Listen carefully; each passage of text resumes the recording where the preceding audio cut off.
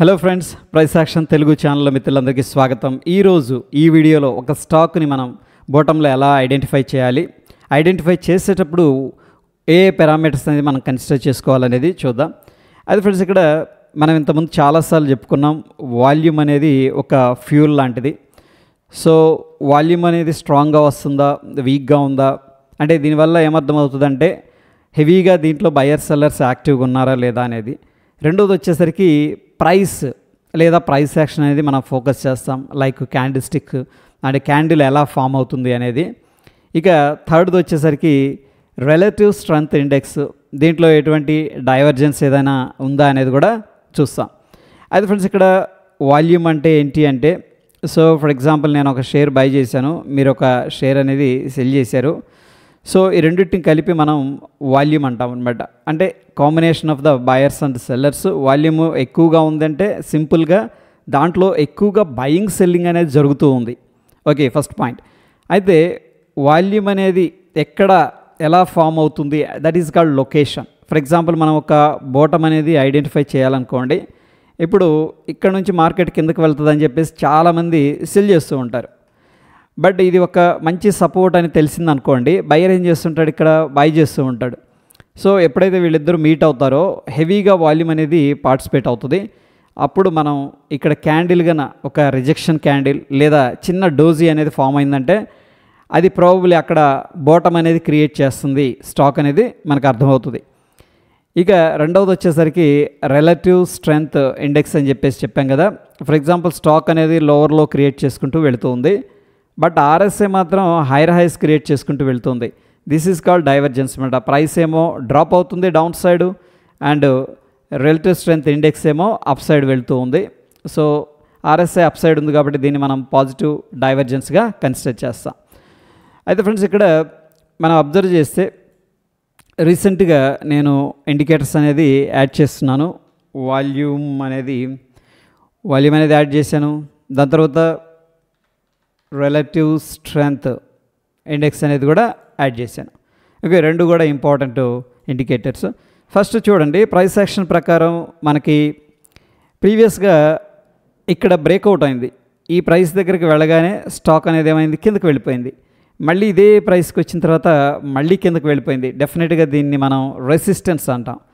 Okay, ఫైనల్గా resistance అనేది ఇక్కడ బ్రేక్అవుట్ అయింది. సో బ్రేక్అవుట్ ట్రేడర్స్ ఈ యొక్క క్యాండిల్ తర్వాత ఎంట్రీ అనేది ప్లాన్ చేస్తారు. ప్రాబ్లీ ఈ స్వింగ్లో అనేది స్టాప్ లాస్ మెయింటైన్ చేయడం జరుగుతుంది. అయితే ఫ్రెండ్స్, మనం ఒక్కొక్కసారి చెప్పుకున్నాం, స్టాకు ప్రీవియస్గా ఏదైతే రెసిస్టెన్స్ ఉందో అది సపోర్ట్ లాగా వర్కౌట్ అవ్వచ్చు అని చెప్పేసి. యాక్చువల్గా ఇక్కడే 2 times సపోర్ట్ తీసుకుంది. అంటే ప్రీవియస్గా ఏదైతే రెసిస్టెన్స్ ఉందో ఇక్కడ సపోర్ట్ అయింది, ఇక్కడ సపోర్ట్ అయింది. బట్ ఈసారి ఏం జరిగిందంటే డీప్గా డిస్కౌంట్ అయిన తర్వాత అబ్జర్వ్ చేయండి, ఒక ఇంపార్టెంట్ పాయింట్ అనేది మనం డిస్కస్ చేసుకున్నాం, వాల్యూమ్స్ అనేది. సో జస్ట్ నేను వాల్యూమ్స్ అనేది మార్క్ చేస్తున్నాను. ఏదైతే యారో అనేది నేను ప్లేస్ చేశానో ఆ క్యాండిల్ ఏం చెప్తుంది అంటే దీంట్లో హెవీగా రిజెక్షన్ అనేది జరిగింది, అంటే సెల్లింగ్ అనేది జరిగింది. But at the same time volume అనేది రైజ్ అయింది, అంటే బయ్యింగ్ కూడా జరిగింది. బయ్యింగ్ సెల్లింగ్ రెండు కూడా జరిగాయి కాబట్టి వాల్యూమ్ అనేది హెవీగా ఇంక్రీజ్ అయింది. సో ఫస్ట్ మనం ఫోకస్ చేయాల్సింది క్యాండిల్ మీద అనమాట. ఆ క్యాండిల్ ఏం చెప్తుందంటే డోజీ అని చెప్పేసి చెప్తుంది. అంటే సెల్లర్స్ నుంచి ఫోర్స్ ఉంది, బయర్స్ నుంచి ఫోర్స్ ఉంది, అందుకే ఆ క్యాండిల్ ఇండెసిసివ్గా క్లోజ్ అయింది. ఇది ఫస్ట్ క్లూ. దాని తర్వాత ఏదైతే సపోర్ట్ అనేది మనం మార్క్ చేసుకున్నామో ఇక్కడికి వచ్చిన తర్వాత చూడండి మంచి సాలిడ్ క్యాండిల్స్ అనేది ఫామ్ అవుతున్నాయి. ఇది ఫస్ట్ టైం కాదు, ఇక్కడికి వచ్చినప్పుడు చూడండి మళ్ళీ పెద్ద సెల్లింగ్ అనేది జరిగిన తర్వాత ఇక్కడ బయర్స్ స్ట్రాంగ్గా ఉన్నారు. ఈ గ్రీన్ క్యాండిల్ అనేది బయర్స్ స్టెప్ ఇన్ అయ్యారని చెప్పేసి మనకి ఇండికేషన్ ఇస్తూ ఉంది. ఇక నెక్స్ట్ ఇది మంచి క్లూ ఇచ్చింది. ఇక్కడ ఇది చూడండి, ఈ క్యాండిల్ అనేది నేను యారో అనేది పెట్టాను కదా, హెవీగా వాల్యూమ్స్ వచ్చాయి మళ్ళీ. అంటే చాలామంది ఇక్కడ సెల్ చేశారు, ఏది ఈ యొక్క సపోర్ట్ని బ్రేక్ చేద్దామని ప్లాన్ చేశారు సెల్లర్స్. బట్ బయర్స్ ఏం చేశారంటే ఇది మంచి సపోర్ట్ అని చెప్పేసి బై చేశారు.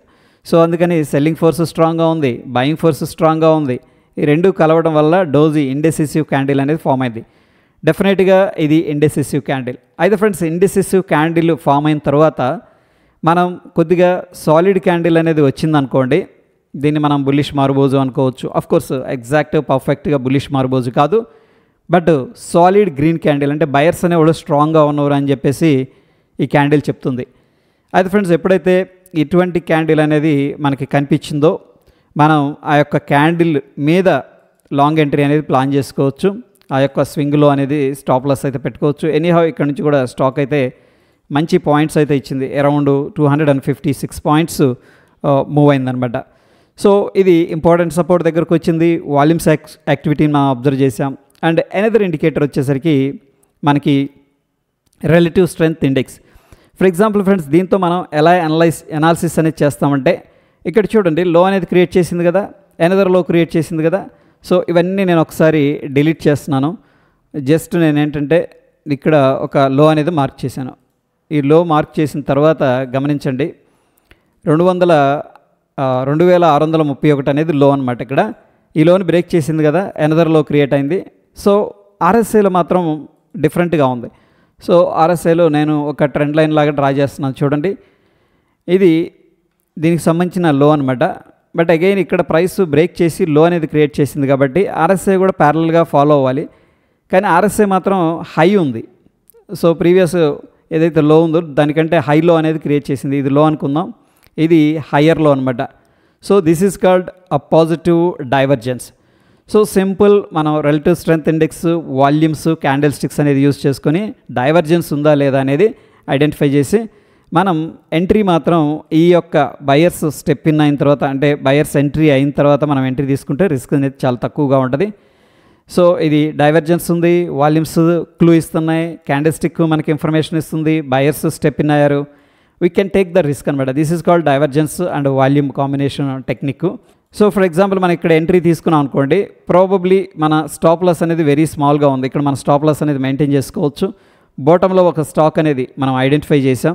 ఎట్ ద సేమ్ టైం మనకి ఈ జోన్ అనేది ప్రీవియస్గా సపోర్ట్ జోన్ అనేది ఉంది కాబట్టి డెఫినెట్గా మనం ఇక్కడ రిస్క్ అనేది ప్లాన్ చేసుకోవచ్చు. ఈ విధంగా ఫ్రెండ్స్ ఒక స్టాక్ని ఒక సింపుల్గా volumes, candles, relative strength index అనేది యూజ్ చేసి కూడా మంచి బాటంలో అయితే ఐడెంటిఫై చేయొచ్చు.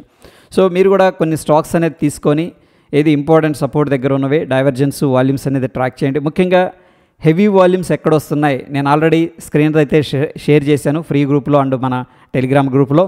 సో ఆ స్క్రీన్ అనేది యూజ్ చేసుకొని మంచి స్టాక్స్ అనేది మీరు కూడా ఫిల్టర్ చేయండి. హోప్ ఈ వీడియో ఇన్ఫర్మేటివ్గా ఉందని చెప్పేసి అనుకుంటున్నాను. ఫ్రెండ్స్, వీడియో అండ్ ఎఫర్ట్స్ అనేది మీకు ఎంతో కొంత హెల్ప్ అవుతున్నాయంటే తప్పకుండా లైక్ చేసి మీ యొక్క సపోర్ట్ అనేది తెలియజేయండి. మరొక ఇంట్రెస్టింగ్ ఎపిసోడ్లో మళ్ళీ కలుసుకుందాం. Stay tune. ధన్యవాదాలు.